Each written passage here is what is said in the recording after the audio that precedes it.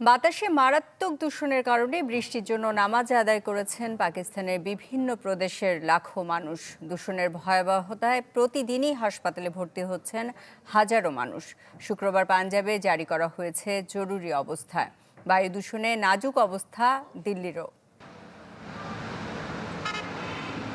প্রতি বছরের এই সময়টায় বায়ু দূষণে বিপর্যস্ত হয় পাকিস্তান। এবারও তাই হয়েছে। দূষণের ভয়াবহতায় লাহোরের রাস্তায় এখন শ্বাস নেওয়া দায়। বাইরে বেরোলেই করছে চোখ আর গলা জ্বালাপোড়া। দেখা যাচ্ছে না কয়েক মিটার দূরের জিনিসও।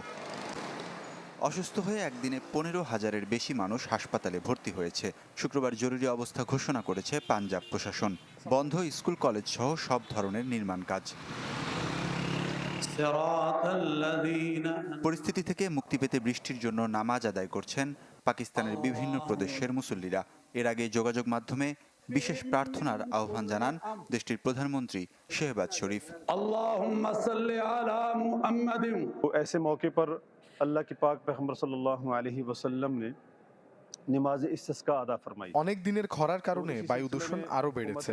তাই নবী করিম সাল্লাল্লাহু আলাইহি ওয়াসাল্লাম প্রয়োজনের সময় বৃষ্টির জন্য প্রার্থনা করতেন।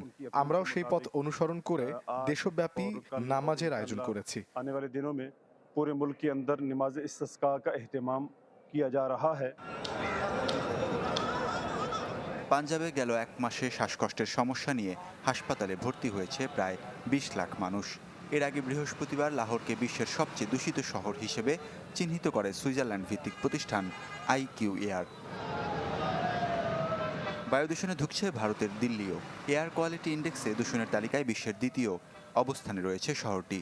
স্বাস্থ্য ঝুঁকি বিবেচনায় বন্ধ ঘোষণা করা হয়েছে সব প্রাথমিক বিদ্যালয়।